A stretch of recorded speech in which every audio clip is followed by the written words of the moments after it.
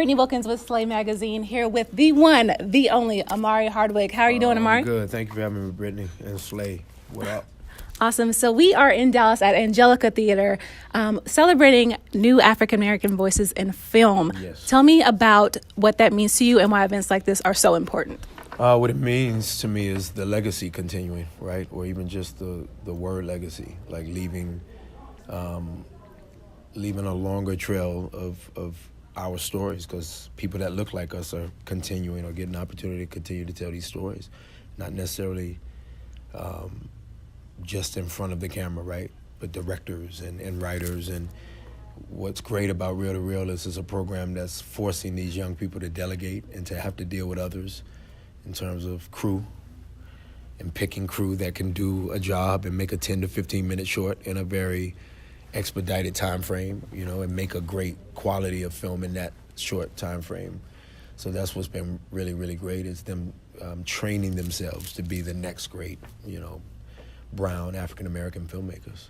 Awesome. And these programs are obviously very opportune for folks that aren't considering yet perhaps being in the film business, looking at these projects or these films and hearing me talk and going, okay, maybe I could do it. You know, for the person hesitant, maybe this is an opportunity for them to go in. Okay. And speaking of new actors, people of color in film, things of that nature, Variety recently put out an article where Michael B. Jordan talked about the personal biases for people of color in certain roles and mentioned that he would no longer go out for roles specifically designed for people of color. What's your take on that? And you now said it different. So somebody right before you said it in a way that made me answer it differently, but you're saying it in a, you know, it's, well, I mean, I don't, you know, Ghost was specifically made for a black person to be played. Michael B. has been my little brother for 20-something years. So Michael B. would probably say, well, Ghost I would go out for, because I would go out for anything that Omari's been able to fill up. So the reality is he's saying, I want to be wider, not whiter, wider. I want to have opportunities to show the colors in me. And so if you are going out for roles that happen to be specified as black, you just want to make sure that those characters kind of, you know, are full and they're tried and they're tribulated and there's a full arc and there's more to it. There's layers, you know, and so I don't know. I can't speak on what he's speaking about specifically. We're very close, and you know, if he would have talked to me about it, then I'm sure I'd have a better take on what he meant. But I think I get what he means. What he's saying is I want the opportunities like Denzel Washington had, and like Omari's had. I've played roles that weren't written for blacks several times, and they were told to me as such. Casting director said, this is not for a black person, when I got the part. So if you got a level of gift that makes people change their mind and allow you to play that which was written for someone else, that's not a bad gift. Everybody's gifts are different in the brown diaspora of our industry. Some people can play things that white people think only white people can play.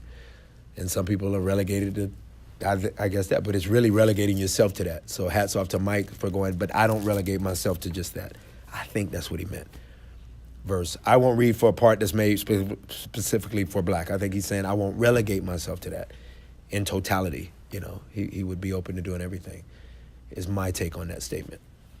Understandable. And then speaking of, you're a veteran actor with several credits underneath your belt. What is a role that you've had that was out of the box, kind of challenged you more so than other roles?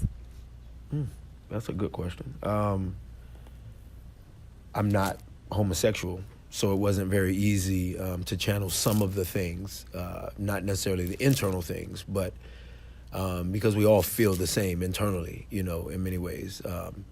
Even a man that might gear more toward testosterone than estrogen, I'm still a person who's very much in touch with my feminine side. I don't think I could be a talented actor if not. So, but then I'm, you know, very in tune with just hurt and pain. And so the character that I played in For Color Girls was interesting because the physicality involved was a challenge for me. Again, not the internal mechanisms going on inside of a homosexual male who's fighting against it and trying to act as if he's straight.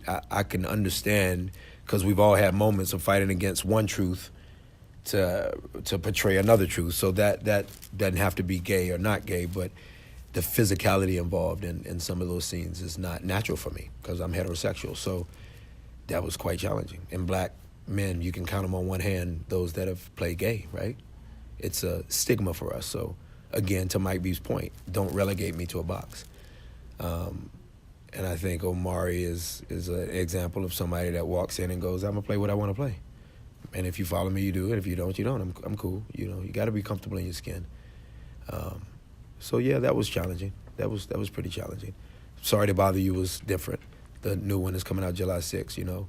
But all of those colors they're somewhere in me. They're somewhere in there. The challenge of again, the physicality and what Tyler needed from me for Color Girls was uniquely different. Next to Janet Jackson, you gotta throw that in. I mean, I had to get over the childhood crush while being all those things you're talking about. I will say I had a childhood crush on Janet Jackson myself. I believe it. I get it. Awesome. And then my final question for you would be, for people of color, both actors and actresses wanting to hop in the game, get some credits under their belt, what is your piece of advice, your one thing that you would tell your younger self coming in when you were brand new, star athlete, poet, transitioning into theater and film? What is the one piece of advice you would give yourself? I would have told myself to speed up. I would tell the new young people to slow down. You know, like truly a slow a marathon cat, and I don't like fame and celebrity. So it took me a while hearing God say how big my talent was because I knew what was on the other end of that size of talent, which is fame and celebrity. God didn't talk about this. Steve Jobs talked about these things called phones and social media. You know, God didn't prep you for that if you're a person that's trying to hide out from the world. Most of us are extroverted introverts, so it's really difficult. But the new kid trying to get in is often not necessarily as artistic, or if they are, they haven't really crafted the art. They're just trying to get on. So I would have told the young Omari to speed up. It took me maybe too long, and I would have told I will tell the younger brown / black Americans to slow the hell down, man. It's a marathon.